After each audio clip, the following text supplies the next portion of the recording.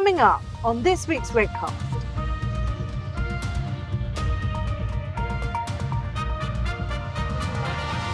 Where you've gone from a paper atlas to a sat-nav sat on your dashboard, you can see the benefits of that straight away, right? And it's a similar experience from this point of view.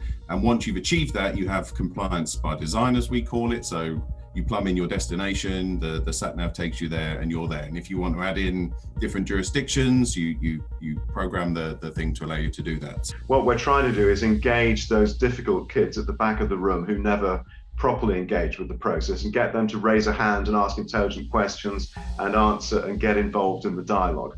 If we're really honest with ourselves and we're really looking at reality, it becomes complicated. So that means that we need to be confident in being honest and admitting that we're not always going to get it right. And when we have these dashboards that assess culture, really what we need to get comfortable with is it not all being green?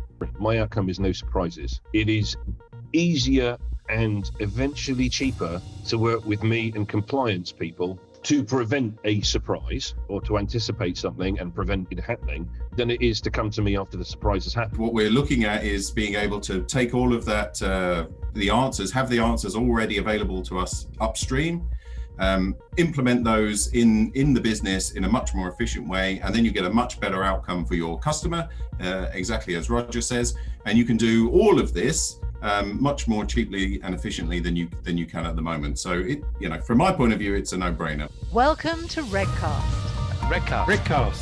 where we shine a light on banking digitization. Hello, welcome to Redcast, where we shine a light on regulatory change and how financial services is managing digitalization. I'm PJ, CEO and founder of JWG. Today is the 1st of June, and we're pushing into a brand new area for Redcast. We're talking about digital culture audits and all the accountability rules that have gone in place globally. This theme has been building up for a while now, and it's finally in a real strategic place, and it's part of a much bigger conversation. It also kind of kicked off in the UK back in 2016 when the UK took a leading role in resetting the way the industry thought about management accountability. It sort of pushed beyond the US's Yates memo and took a different line than the EU suitability guidelines. It really asked the firm to name and shame and identify who was responsible and report that to the regulator and then prove that it was managing all of that stuff. And it's a 5-year-old regime. And then, of course, as anything, it has grown. It has really picked up a lot of new conduct discussions, culture discussions, even diversity. And what we've seen in looking at all the regimes as we've gone through it at JWG is that the Asia Pacific and the BEAR and the MIC regimes have really followed suit along with Ireland in the SEER regime. But there is a disconnect here, and accountability isn't like trading. There are no transactions where you have to reconcile them. So we're thinking about this as a requirement to avoid trade breaks or accountability breaks. So as an umbrella concept, the system needs to hang together. And obviously, the more digital it is, the easier it is for things to trip into new jurisdictions with new rule sets that people aren't really familiar with. So it's been a fascinating set of conversations with our stakeholders to figure out what this all means. And there's a lot of confusion out there in the industry. So I'm really, really pleased to be able to introduce this Redcast because we've got a great lineup of speakers, including a brand new book out there to help everybody called Culture Audit and Financial Services. And I'll put the link where you can get a discount to this book in the show notes. But first, let me kick over to the speakers. Let me say hello first to Alan from Apiax. Hello. Hi, PJ. Hello, everyone. Great. You want to just tell anybody briefly about your job now? And we met back when you were with the FCA, but you've moved on. Indeed, we did. Yes, back at the FCA, I was looking after the handbook of rules there, and we were working out how we might be able to digitize those and do machine readable rules. And during that time, the RegTech boom sort of kicked off. And one of those companies that looked very interesting was Apiax. And I joined them. I made the leap over and joined them in 2019 because they have a real solution to the problem of machine readable rules. Fantastic. Well, you're a poacher that's armed and ready to go now. Roger, let's start. Get you introduced. We haven't been on a Redcast before, but you're no stranger to JWG. Why don't you do a quick intro? Hi, PJ. Thanks very much for inviting me, and it's very timely because of the book that's just coming out. Thank you. So I run the main thing you'll be aware of my organising is a thing called the UK Finance Conduct and Culture Academy, which trains mainly bankers, heads of conduct, and line managers throughout banks in the complications of the conduct and culture regulation, particularly this new thing called culture assessment, which we're going to be talking about. In a previous career, I worked as an accountant and then in investor relations before retraining as a business psychologist back in the noughties, just in time for the banking crash. And I've taken a keen interest in the misbehavior of people in financial services and what we can do about it ever since then. And Elizabeth, we have to give you an edge over Sam because you're located at an evening time zone, other side of the world. Please give us your quick intro. Thanks, PJ, and thank you for inviting me to participate in this as well. So I'm also a psychologist, and I've been working in this field of assessing culture for my whole career, but for the last 10 years or so have been looking really at how culture affects conduct and risk management outcomes. And so that sort of took me into the field of regulation as well, of course, because regulators have a lot to do with influencing good behaviour in institutions. So the work I do right now, I run a small firm. We really work with regulators as well as institutions to assess culture and its effect on conduct and risk. Fantastic. And you actually had 2 chapters in this book that I've read from memory. And Sam, last but not least, what do you do? I am a lawyer in financial services, advising mainly wholesale markets firms on all of the issues that we are discussing today. And no stranger to Regcast. We could find him on many different topics. I'm very pleased to have you along at this one. There's no opinion I don't have, PJ. We know. So I guess we want to kick this off with a series of 3 or 4 questions just to have a bit of a round robin. The first one we wanted to get into was, what is the future global accountability matrix going to look like for senior managers? I talked about all these different regimes, but how is that going to work for a global institution? And Roger, I want to come to you first. If you're a senior manager of one of these global institutions, you must have some cold sweats. What's keeping everybody awake at night? Sure. I mean, behind the question is the whole question of the regulatory direction of travel. And I think what we're seeing is increasingly treaties between securities regulators and supervisors of capital adequacy. They share each other's research, and the research that they're consuming is behavioural. So they discovered behavioural research in a big way in the aftermath of the financial crash 2008, and they've been increasingly applying it, syndicating it, and developing it into tools such as the new, as we have in the UK here, 6 conduct questions. And if any of our UK listeners are thinking, no, hang on a minute, it's 5 conduct questions, it isn't. They've expanded them, and increasingly the expansion is towards this direction of what they call exemplary conduct, leadership effectiveness, psychological safety, all sorts of terms that perhaps don't mean a great deal to people who are used to conventional risk analysis. So culture audit is the sort of umbrella term for the way that these tools are going to be applied, and I'm looking forward to discussing some more details on that. You may well say it keeps people awake at night. It does. These are not conventional value at risk assessment tools. It's quite different. It's different language, different method of assessment completely. Yeah, it is different. I guess, Sam, we've had many conversations with people sitting in firms. What do you take away as the biggest pitfall that these accountability regimes present to management? The biggest pitfall and pratfall, I think, is a legacy misunderstanding of what the global regulators mean by conduct and culture. The common acquaintance of ours, PJ, put it very well a couple of weeks ago in a working group where they said that there was the anecdote about drink driving. So grandparent drank and drove, no problem at all. Was very happy to do it. Father or parent didn't do it because they knew it broke the rules, and they don't do it because innately to them, it's the wrong thing to do.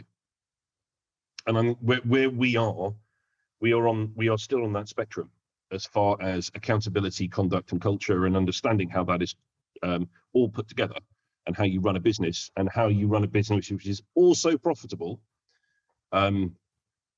We are still on that learning curve. So as far as accountability matrices are concerned, it's that is going to be the development.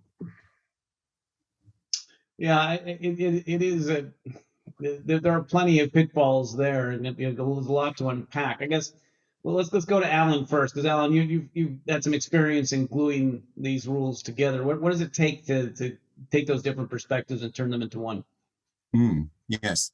Well, I mean, the big driver behind doing this is that the analog manual processes, the filling in a spreadsheet, exactly as Sam says, isn't efficient, isn't the correct way to do it. We can all see that, but at the moment there's few other options available. So digitization has got to be the way to do this. And the reason why it's kind of not as rapidly taken on, as Sam's sort of a spectrum of wants and needs, if you like, the driver for that is because it's extremely difficult and extremely risky, right? There's obviously a lot of risk when you're doing it in an analog way, but there's also a lot of risk if you mess up the digitization. So it's got to be done properly. There's no kind of quick fix here. But obviously, with anything else in your life where you've digitized, to use Sam's kind of car analogy, where you've gone from a paper atlas to a sat nav sat on your dashboard, you can see the benefits of that straight away, right? And it's a similar experience from this point of view.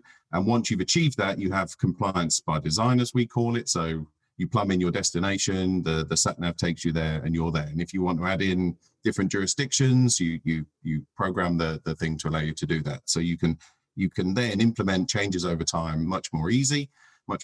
And then, of course, you're also able to stitch together different elements. So this whole framework and how it glues together is done machine to machine. You're linking them, the different elements together. And obviously, the more digital all of those elements are, the better it is, and the closer you are to achieving a risk rating of 0. Fantastic. So Sam took us down the path of drink driving. You turned it into sat navs and knowing where we want to go. Elizabeth, that all sounds very programmatic, and I know you from your background. How does that sound? And how do you audit that? Yeah, I was laughing because I thought, but if we were only robots that followed the sat nav and didn't actually think, I know better than the sat nav, which of course is what happens in real life, isn't it? So look, I think people sometimes think that auditing culture is very woolly, very hard to do. I really think it's about being clear about what you're trying to achieve when you audit culture. It's culture, essentially what it boils down to is it's the behavioural norms that exist in the business that are systemically reinforced that help or hinder certain outcomes. And so being clear about what are the outcomes that you're expecting to see, and therefore what behaviours will help or hinder them, and how to reinforce them. That's what you're looking at when you're trying to audit culture. And I mean, there is a professional discipline behind behavioural science, has a lot of techniques and tools, as Roger kind of suggested earlier, that might be very different to what the kinds of tools that risk managers or compliance or lawyers or others might use, but they've got a pretty long tradition. But essentially what you're trying to do is to assess and observe and gather evidence on the type of behaviour that is reinforcing certain outcomes and that is being reinforced in the system. One last kind of point I'll just make on this, though, is that I don't think we should underestimate the definition of the outcomes, because I think Sam kind of mentioned this as well, that actually being very clear about the outcomes that we're striving for is, I think, the trickier bit when it comes to culture, trickier than we think it is.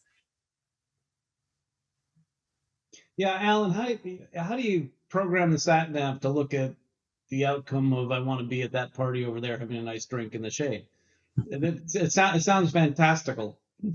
Oh, no. No, it's certainly achievable. The issue you've got is the amount of dependencies in play, right? So for any, some will know this better than I, for any particular transaction or activity, you've got an awful lot of dependencies that could be in play depending on what you're doing, who you are, where you're doing it. So really the amount of work involved is in the digitization of that. Find all of those delta points, all those decision points, map all of those pathways out, and then you can present a proper digital pathway through. You can be guided through that pathway, so you can construct a proper, well, it's not exactly a framework, but a system where you can be presented with a series of options, and as you pick those options, you're basically taken through the pathway until you get to a result which says, this is allowed, this is not allowed, you can do it, but you need to do this, that, and the other alongside that. So we want to get to the point where we have an actionable outcome, but to do that, you've got to map everything sort of in the stages before you get to that point. Yeah, I'm glad you picked on the actual outcome. I wanted to come back to Roger on this one, because a lot of the discussion around principles versus rules focuses more on not giving very prescriptive guidance. I mean, from your UK Culture Academy hat, how do you reconcile the difference that this kind of decision making requires? This is the headache that a lot of heads of compliance tend to have, because they're used to very much the kind of black letter tick box mentality of, if you do this right, then everything will be fine. And what the regulator wants is a rather more principles based, let's try to behave better. And I think I see this whole thing as really quite a turning point, because we've moved beyond the original senior managers reporting regime, which is around detecting events of misconduct. And just to get this clear, it is still, of course, of great interest to detect and prevent misconduct. We're now looking far more into a mindset that says, why not let the industry present itself better? I mean, the whole financial regulated sector, and to put forward what they're calling exemplary conduct. And so the benefit of this is not just sort of small c or big C compliance. It's actually good business sense. You know, it helps with staff retention, customer satisfaction, retention of funds under management, and all of that good stuff. Since we're playing the analogies game, can I give you one more? It's like the primary school class. So you've got, 20 kids in the room, and there's always those few kids in the back row who are flicking paper pellets and talking to each other and not answering any questions or even listening in the first place. What we're trying to do is engage those difficult kids at the back of the room who never properly engage with the process, and get them to raise a hand and ask intelligent questions and answer and get involved in the dialogue. So if you could see the history of compliance as being a little bit of a standoff sometimes between the front office people and the compliance team, we're actually looking to get everyone engaged in the conversation. So it's about the conduct conversation to make culture better. By the way, one of the new tools the regulator's rolling out, already started in Australia and Singapore, coming to you in the UK soon, is this thing called the floor walk test. There were always conduct auditors kind of out in the field, but they tended to deal primarily with compliance people. Now they're going to the front office and asking direct questions. So to give you one quick example of that, tell me about your firm's values, if you can remember what those are from your values training. And just now give me an example of some work that you are doing yourself today in the front office that is putting one of those values into practice. Now, what I love about that is that there's no technical language in the question at all. It sounds incredibly straightforward, unless, of course, you've never thought about the question before, in which case it's a real rabbit in the headlights moment of what the hell am I going to say now?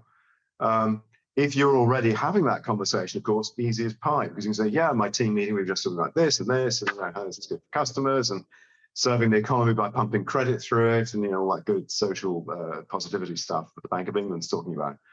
But if you haven't started the conversation, you're stuck, and that's why it's such a great test.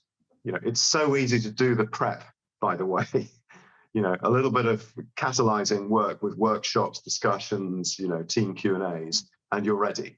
It's not actually a great mystique thing at all. It doesn't require vast amounts of technical equipment or teams of lawyers. But what it does need is somebody who knows their way around the science, the regulatory design. Lawyers are very helpful, Sam, by the way. I'm not saying you should short circuit your legal compliance obligations under the senior manager's reporting regime, of course. But it's something a bit more profound than that. I'm not saying lawyers are not profound, of course. Perish the thought. It's a more basic. It's what I call socializing risk. You have a conversation in the front office, in the team, as part of your daily routine. Why are we taking these risks? What is the benefit to the customer of us doing things a certain way? Is there a better way of doing it? Can we discuss that? Can we get some fresh brains to the table to maybe think of other ways of solving problems, and so on? Sam, just before you come in, I'd like to come back to Elizabeth, just because she's sitting in Australia where this bear regime is rolled out, and the floor walks are probably a bit more common. What is that like, and how do you show a supervisor, oh, hey, look, here's my MI report about how I answer that culture question?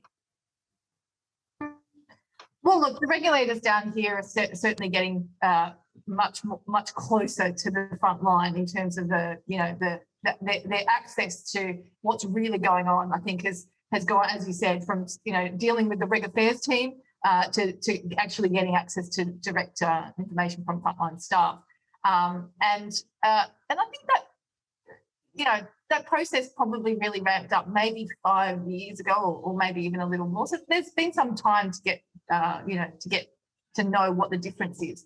And look, I think it's an interesting point that you make, Roger, about preparation, because I'll tell you that firms here in Australia, and probably everywhere, frankly, do try to prepare for these kinds of examinations from regulators.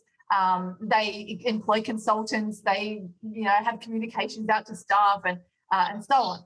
But the reality is, actually, I'm not so sure that it is that easy to present a face which is not consistent with reality.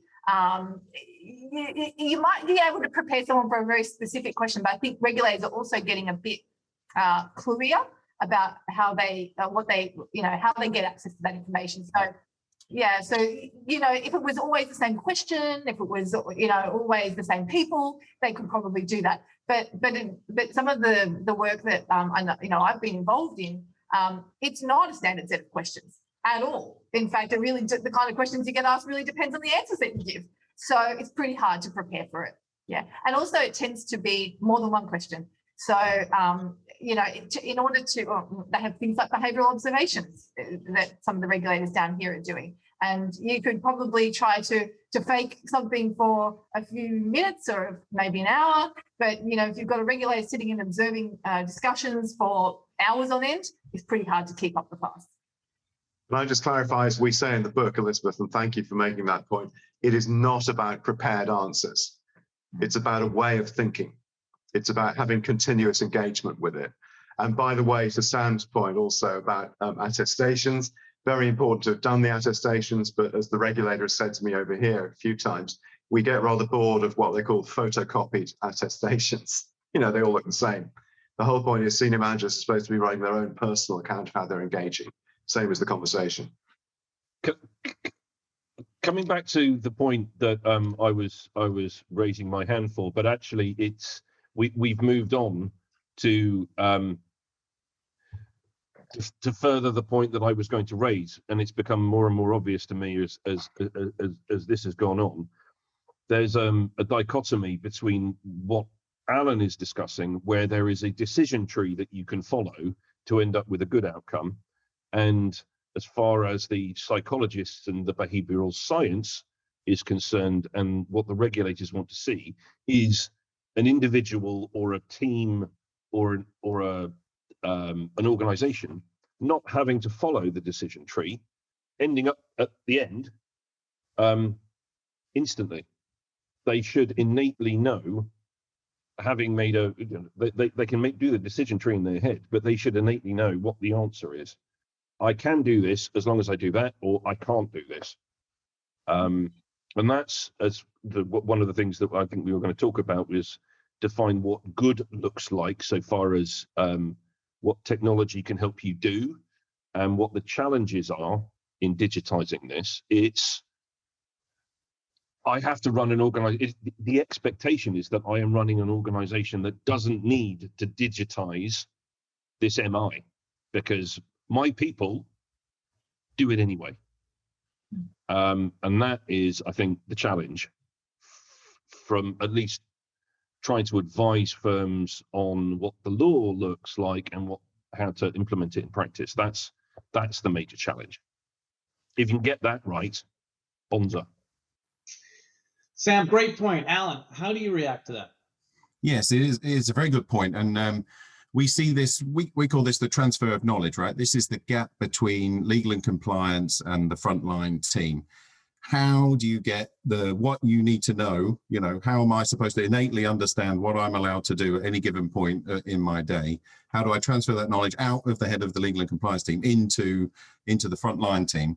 And it's not easy. And what we see are legal and compliance teams fielding hundreds of queries a day, you know, in big organizations, a huge amount of queries every day, often the same questions over and over again. So this transfer of knowledge isn't happening well enough for you to be able to trust your frontline team to say, well, everyone knows, you can demonstrate everyone knows what they can do. They need a lot of help here. And in the training that's given, the manuals that are written, the policies that are drafted, the attestations that are done, this is obviously not working because we still have the hundreds of queries every day, despite having all this material. So our sort of objective at Apiax with digital compliance is to close this gap completely and say we can take the knowledge that's available in the legal and compliance team, we can digitize that, and then we serve it up in a way that you can access that information straight away, and you can then understand what it is you can do straight away. So you don't necessarily have to have it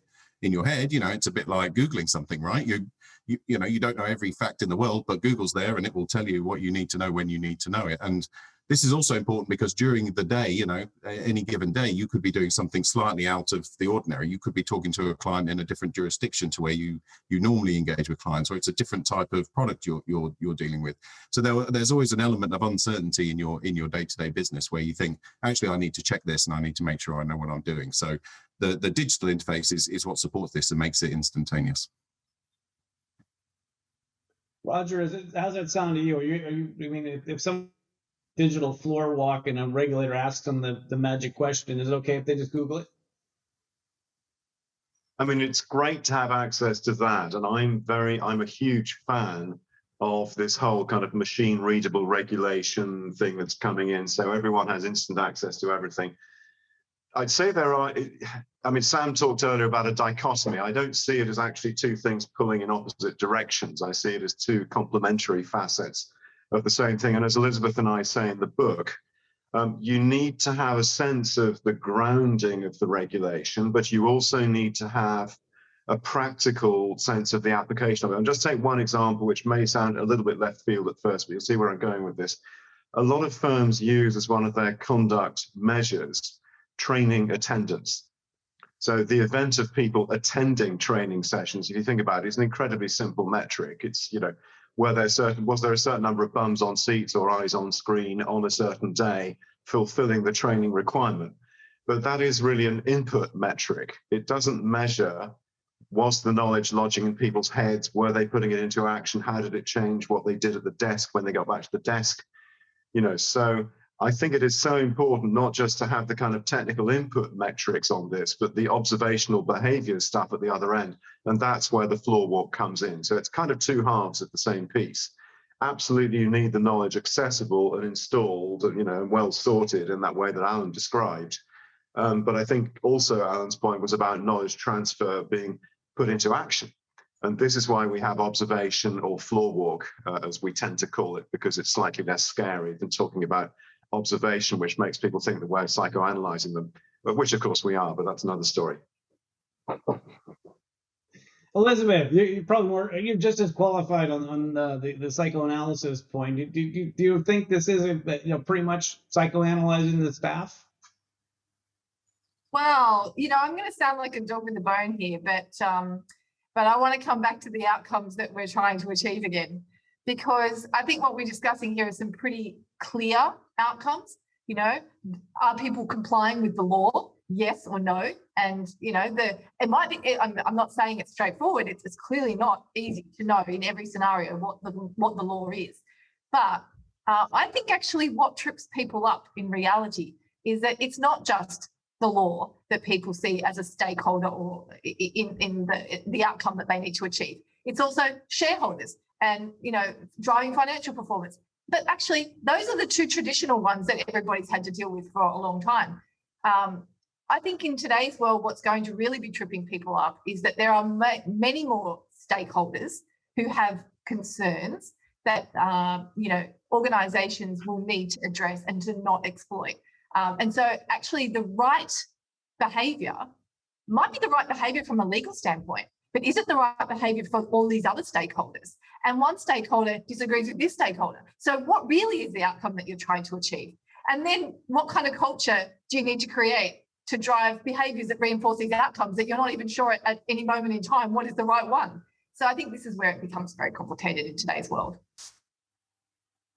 Yeah, I mean, Alan, you must find this knowledge transfer pretty broad. I mean, there's a lot of things to take into account, right? Yeah, Elizabeth is exactly right. It's horrible. It's horribly complex.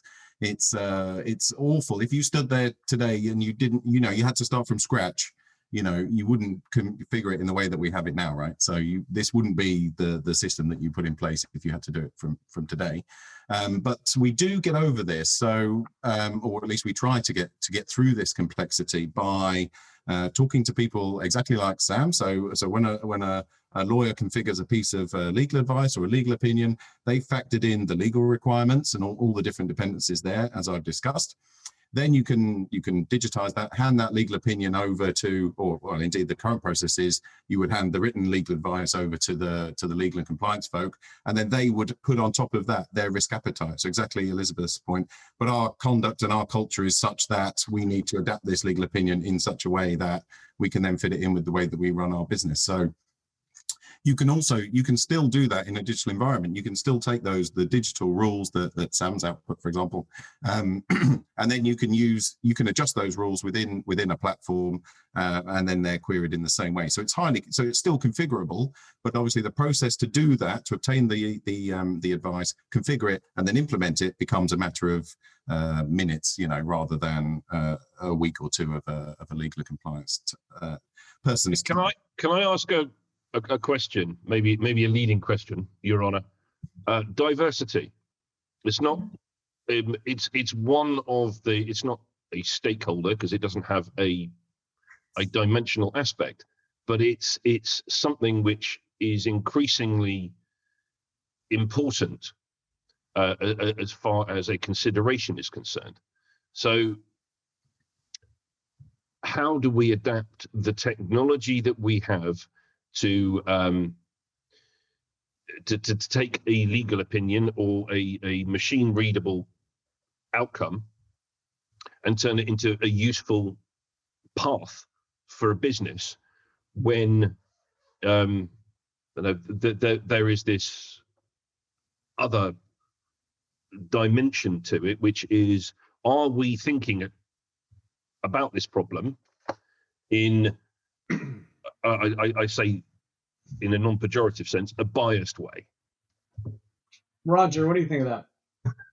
Did I just hear Sam saying, when I say bias, I'm not being pejorative? That's an interesting, leaving that aside for a second. So there are actually scales that are being developed, and one of the things that fascinates me talking to the FCA's sort of backroom people about this, I know Alan will also have a line to that, but they are at any given time with their own, in-house PhDists and others running a series of tests on new MIs, new indicators we might apply in the conduct and culture space. So one of those at the moment is a thing called the active open-mindedness scale, which has been the subject of a 2-year test that's running at the London School of Economics at the moment. That is a bundle of, from memory, 32 indicators, I think, which asked, are you the kind of person, just simple example, are you the kind of person that always uses the pre-installed browser on your laptop? Are you the kind of person that uses the same route to work every day, or do you vary your route? Do you always holiday in the same place? Do you, it's these kinds of things. Are you the kind of person who is essentially habit-based or actively intellectually curious? And I think that's a terrific thing. So that, just to take that back to diversity, and I think to disabuse people of a misconception that's quite common, diversity is not simply the thing that's done by surface indicators. And a lot of the kind of scoring and scorecard design is still based around the obvious things like gender diversity, ethnicity, possibly social origin and education, possibly sexual preference and stuff like that, which is all fantastic. But that's not true diversity. True diversity is cognitive diversity. So it's bringing as many different brains as possible to the table, as many different human experiences as possible. Now, they may be represented by the experience of being differently gendered or you know, from another country or from another sort of social background. That's all great. But again, the problem is that if we score it rather in the same way that we score training attendance, you know, oh, look, we've got 3 women at the table in a group of 10 people. That's our mandatory, you know, gender equality score, correct.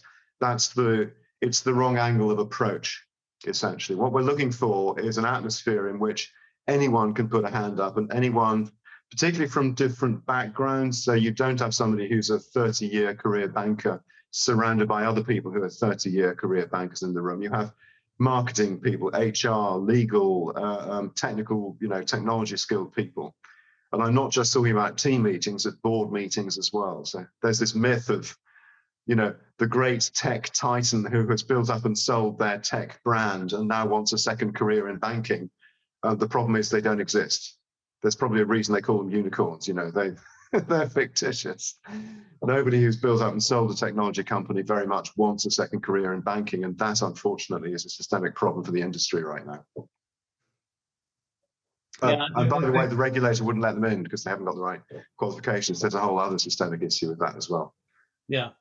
But these rule sets are becoming more and more and more complicated. And just by applying this kind of thinking, you know, you can no longer just go to the rule book and read the word. You have to understand all the encapsulation and heuristics and coding and, you know, I'd accept that.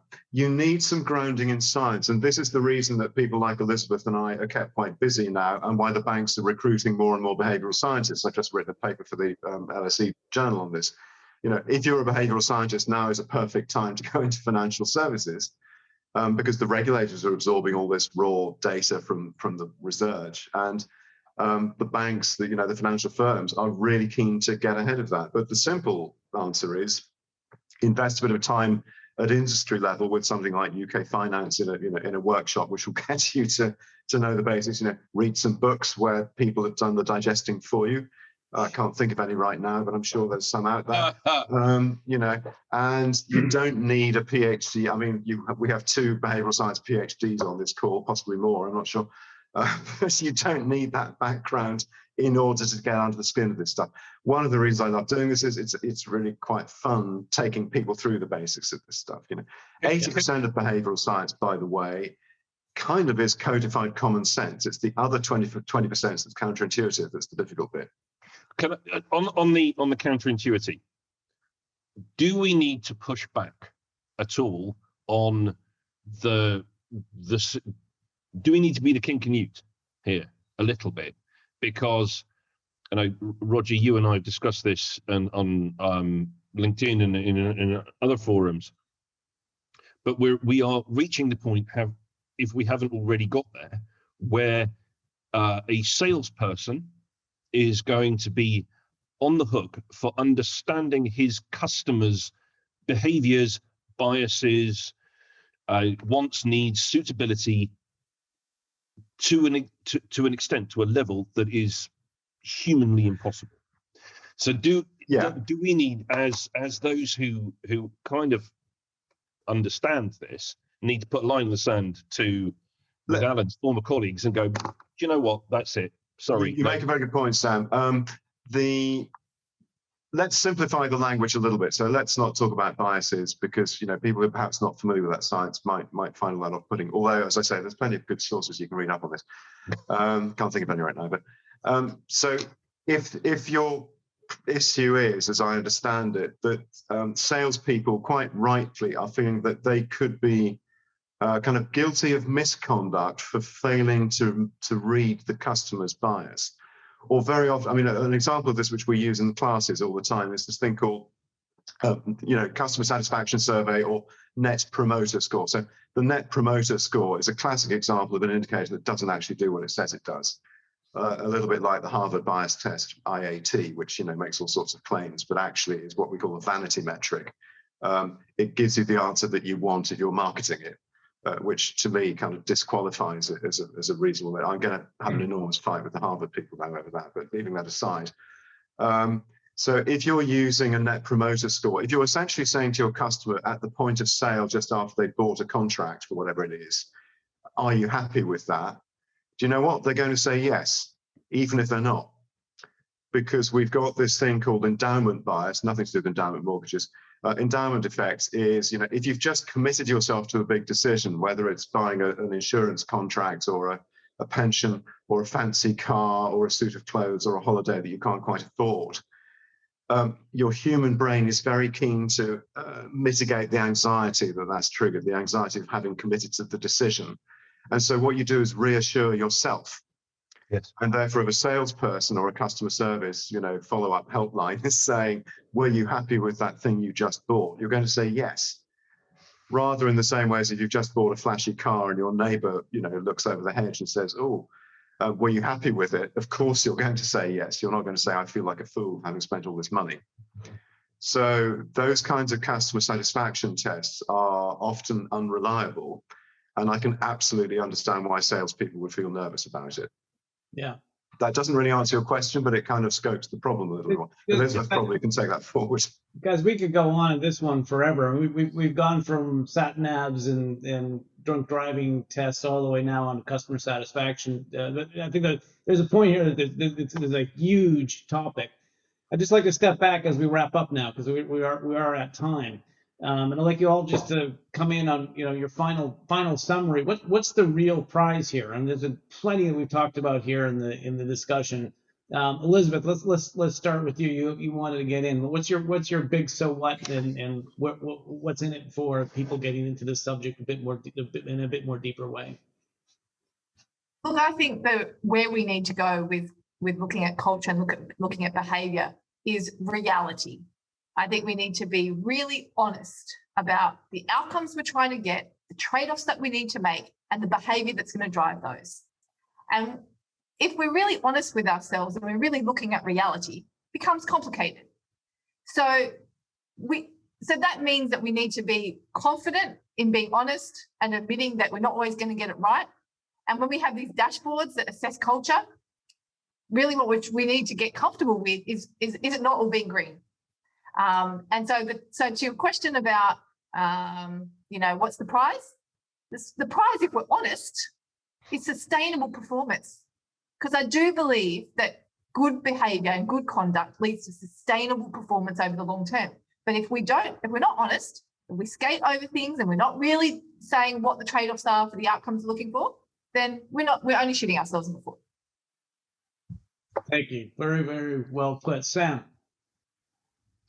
I don't disagree with anything that Elizabeth just said, but my outcome is slightly different. My outcome is no surprises. It is easier and eventually cheaper to work with me and compliance people to prevent a surprise or to anticipate something and prevent it happening than it is to come to me after the surprise has happened and go, oh, what am I doing now? So take all of that and work constantly until you are happy with your level of risk. Roger? Let's see if we can do this in a minute. Although the new culture metrics are fancy and have wonderful names, things like psychological safety, cognitive diversity, reflexivity, biases, all that, actually what we're coming down to is a very simple notion. I always try to make the science as plain speaking as possible for people coming into this for the first time who are apprehensive. It's what actually happens. So direct observation on the front line is essentially about, is this landing? Are people having a conversation? Is it working? By the way, if you do all this right, it's less about compliance than durable, sustainable, resilient business value. Keeping people for longer, keeping customers happier so that they give you more money to do more with, and everybody benefits from that, Then the shareholders get their money. So we're not just chasing shareholders as like the primary stakeholder interesting. Also a bigger question of social benefit here. So how does the financial system deliver credit efficiently, for example? And how many people working within firms understand that that's what they're doing, see their job in those terms? So it's a much bigger, I think, much more interesting conversation than we've had historically. Thank you. And last but not least, Alan. Yeah, I would agree with all that. So I think what we've heard there is, we have these processes that don't deliver very good outcomes at the moment and are then very expensive to retroactively fix, with Sam's help, of course. And I think what we're looking at is being able to take all of that, have the answers already available to us upstream, implement those in the business in a much more efficient way, and then you get a much better outcome for your customer, exactly as Roger says. And you can do all of this much more cheaply and efficiently than you can at the moment. So from my point of view, it's a no-brainer. But I might be in a party of one there, but that's my opinion. Fantastic. That leaves me to wrap up, guys. Thank you all very much. I mean, what I hear is actually a very concrete story out of something that's very ethereal. I mean, effectively, Roger led with business value comes from the engineering that Alan talks about, and avoiding the Sam surprises and Elizabeth's reality check. So I think it's been a fantastic conversation. Thank you all very much for participating. Thank you for listening. If you do like what you hear, please subscribe. We have 2 more episodes this month already in the pipeline, and I'm sure we'll be back here talking more about accountability soon. Thanks all. Thank you. Thank you. You can download the podcast via Spotify, Apple and Google, but also I'd encourage people to come to the JWG website, which, as hopefully you will know, is jwg-it.eu. Go to the Intelligence Hub and create your bespoke library. This is Redcast, where we shine a light on banking digitization.